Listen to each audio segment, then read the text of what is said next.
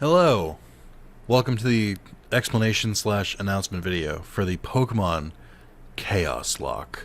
I don't know if that name is already taken, but we're going to use it again. If it is, it's not. I checked. I didn't check. Anyway, so what is a Chaos Lock? A very fair question, considering I just introduced it to you. Chaos is what I refer to on this channel when I make a challenge that basically pits the chat against me.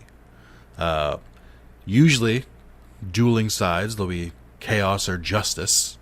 I don't know why I picked justice, but chaos meaning people trying to disrupt me, justice meaning people trying to help me. No justice here, only chaos. So, at least for the time being. Here's the idea, and I've explained a little bit before, but I'm going to explain it again. I'm going to do a brand new playthrough of Pokemon Scarlet. In that playthrough, I will have a restriction placed upon me where and here's the announcement here's the true announcement. Every time every time we have a collective donation of $25, what that means is one person can donate $25, one can donate 10 and another donate 15. It could be 5 people donating 5. It doesn't matter. As long as we hit 25 collectively, I will spin a wheel and release one of the Pokemon in my party permanently. And not only will I release them, I will purge their bloodline, which is not something I wanted to say. I don't want that recorded, but it's fine. Purge their bloodline, their Pokeline, from the game. Now, what does that mean? Okay, well, let's give an example. Let's use Fuecoco, the lovable starter, the lovable fire starter. Let's say he's the first member of my party, he's the first one out. So whenever I enter a battle, I throw a Fuecoco. That would put him at number 1. And let's say that the last person in my party is number 6. So let's say we get to a first $25. I spin that wheel. It lands on 1. Now Fuecoco is released. And not only is he released, I cannot use any Pokemon from his line for the rest of the game. So no Fuecoco, no whatever the middle one is, no Scarlet. I already don't remember what the middle one is. I just played this like 2 weeks ago. For the rest of the playthrough. Let's say that happens again. Let's say I have Riolu.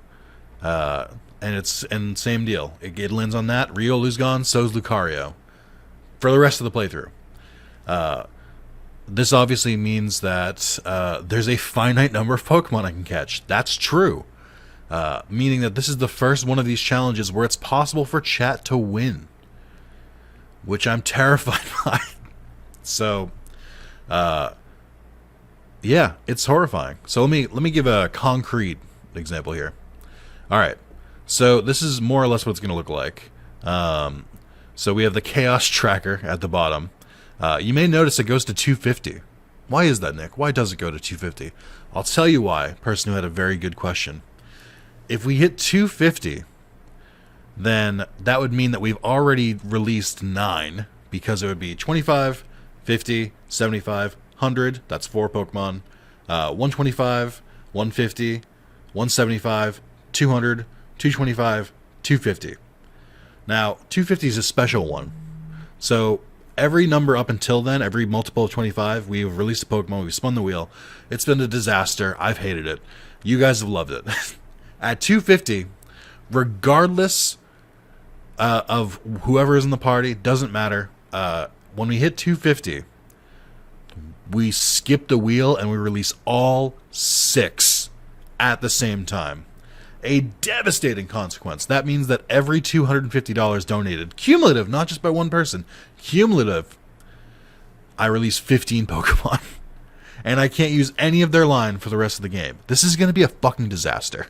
So, this is the current plan for the version 1.0. If I find it to be too difficult, because some of you are too generous, we may tweak the rules. But this is the 1.0 version of the Pokemon Scarlet Wrath of Zalis Chaos Lock first annual. Whatever you want to call it.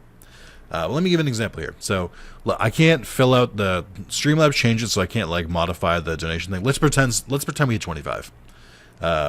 So then I would pop up the good old wheel. I already have it, so it's numbered 1 through 6. So we look at my Pokemon. We have Azumarill is 1, Mekumaku is 2, Charizard is 3, Rex is 4, House of Mouse is 5, Goldengo is 6. Easy enough to track, right? Just goes down in order, okay? Spin that fucking wheel. And...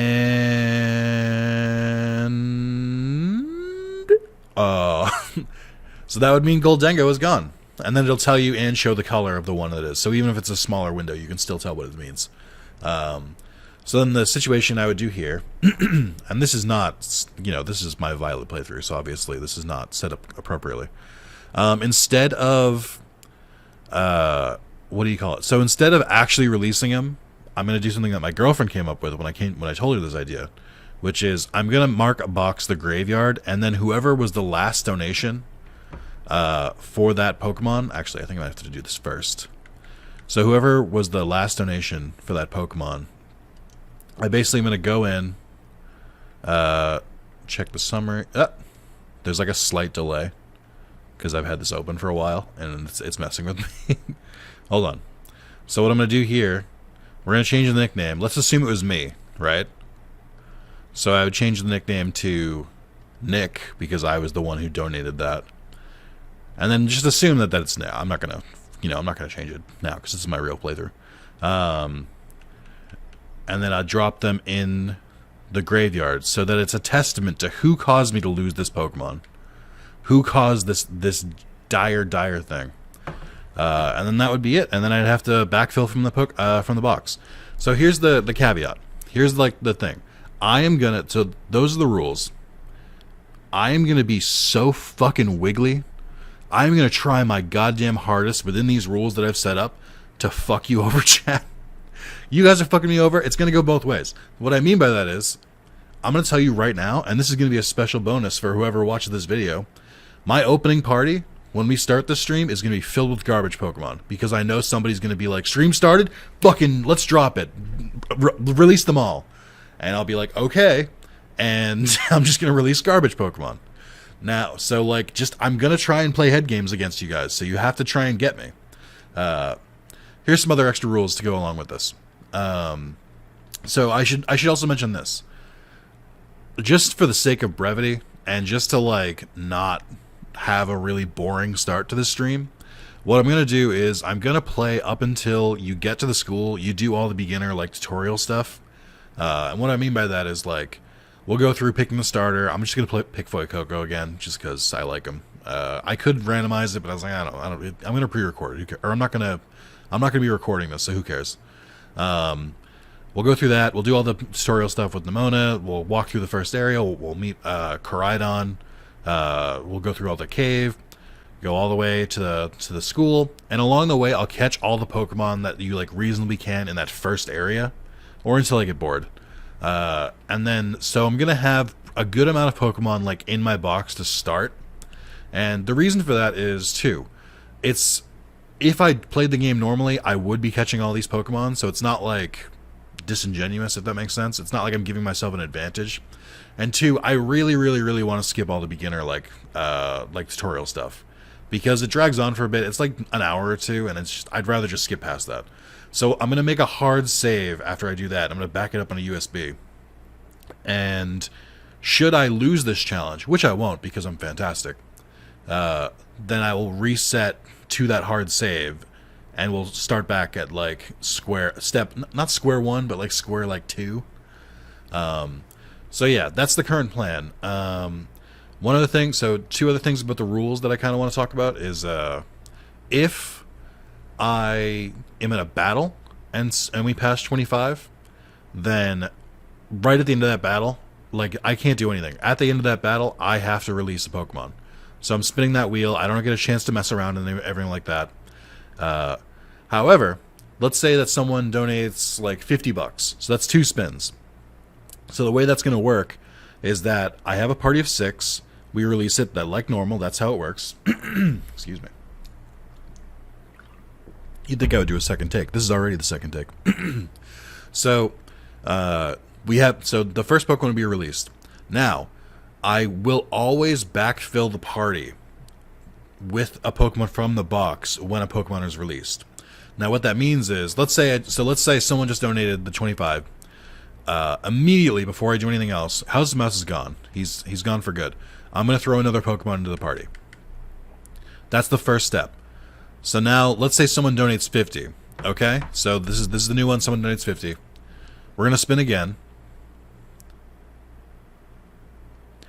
Oh? God, I hate when it does it that way. I hate that it's like so close. Alright, so number 2 is picked. So that means it's Mechamaku. So I'm going to go in the box. This is just for the sake of, just getting this over with. So Mechamaku's in there. Immediately, I'm going to replace it with another Pokemon. Even though I have to do another spin right after this, I still will not spin unless I have 6 Pokemon in the team. Or I have less than 6 Pokemon left. So, like, the only time it'll be less than 6 is if, say, I have 5 Pokemon total left. That's how many I'm going to put in the party when I spin. So that's, like, really, really at the end kind of deal. So then I would do immediately this. I would be like, okay. And then I would spin again. And... oh my god, is that a dead pixel? Oh my god, I have a dead pixel. Oh, that was my mouse. Oh, jeez, okay. And then 6. And then that would be Corviknight. And I can, like, shift around Pokemon in the party. Like, if I wanted to, like, change the order, because I thought it would, like, mess with it. It's random anyway. It's not going to matter. But that would be how that works. Say someone just donates $250 off the rip, then what's going to happen is I'm going to basically do that 9 times in a row, and then whoever is left is all going to get released. So, I would say, strategically, try not to drop bigger, like, release bombs, because I can kind of work around you, if that makes sense. Like, if you really want to fuck with me, you should do it periodically, like every, like, 5 minutes, so that it's, like, as I'm, like, getting adjusted and, like, kind of working on the Pokemon again. Or if you really wanted to fuck it over, do it right before a gym. Like, just do it right before a gym, right before, like, a Titan fight or something like that. Just really fuck with me. And, I'll try my best. So, we have some extreme examples, but should I get down to 0 Pokemon, I will have 5 minutes, and I'll put a timer on the screen when that happens. I will have 5 minutes, and I can use what is a dead Pokemon. Let's assume all of my Pokemon are gone except Azumarill, and then Azumarill gets released.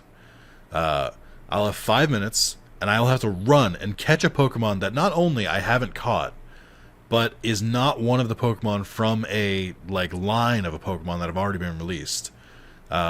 And, like, I can't use the Pokemon in battle. Like, I won't be able to use Azumarill, like, to fight or to make it easier. I'm just fucking shucking Pokeballs, praying.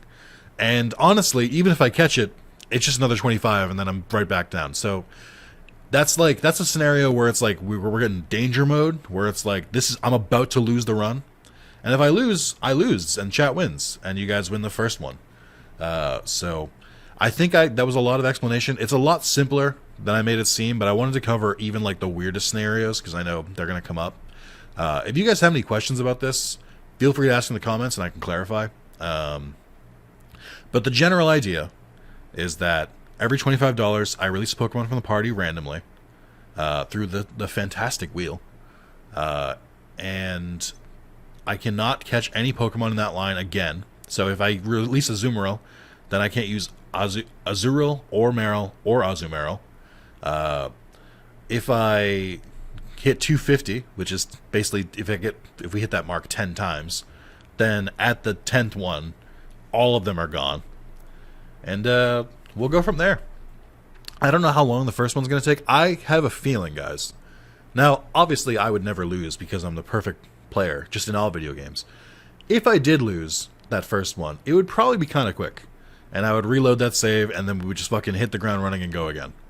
But what I like about doing it with the wheel is that it kind of randomizes how it goes, which that part's obvious. But what I mean is, depending on which Pokemon get released, it's really going to determine which way I go in a new playthrough, like which badges I try to do. Oh, I should also mention, so the end goal of this, to beat the challenge for me, is I have to beat the Under Zero story, which is, for those of you who know, there are 3 stories in this game, and then after you beat all 3, there's like one that kind of ties them all together, and that's the end of the game. So basically, when we get to Ed Sheeran, that's when I win. But also, realistically, because the battles happen right after another, if I get to the Professor fight, spoiler, and I can win that and the legendary fight, then I've beaten it. So basically, that's your cutoff, is before the professor. And I've preemptively, also, and I'll link this in the description as well. But I do have, hold on, let me make sure I don't show something I shouldn't. Okay, well, this is messed up. I'll fix this later. But the idea is that that I have the Chaos Lock Pokemon tracker. And how do I do this again? There's a way to hide these. Hold on. Oh, here we go. Hide caught Pokemon. So this basically shows all the available Pokemon, and I took out Pokemon that you can only get through trade evolution, or our Violet exclusives, because there will be no trading during this playthrough. There will be no wonder trading, because that's an unfair advantage. I talked it over, and I was like, well, what if I get a Pokemon I've already lost? And then it would kind of even out. These are all the available Pokemon. The legendaries aren't listed here. Some of the ancient Pokemon aren't listed because I won't get them because they don't unlock until you beat the game. All of that stuff. So, yeah. It's going to be something. But I hope you guys are psyched about this, because I am. And I think it'll be a lot of fun. So, if you have any questions, let me know. I know this is kind of a longer explanation video. I didn't anticipate this to be longer. If you could tell, I did this off the fucking cuff. So, I have all the rules figured out, I think. So I had the price points.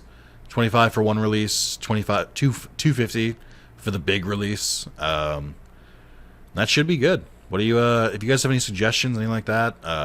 Oh, I should mention, the date for this is about 9 days from when this video is going to be uploaded. Not about, is 9 days from when this video is going to be uploaded.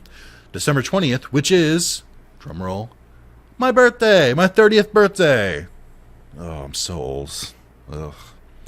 So that's why I'm doing this. It's a celebration of my 30th birthday, and it's part of the, we're in year 10 of the thing. This is a fun thing. It's a good holiday thing. So be sure to watch. I'll be doing it a couple times. I don't know when I'll stop.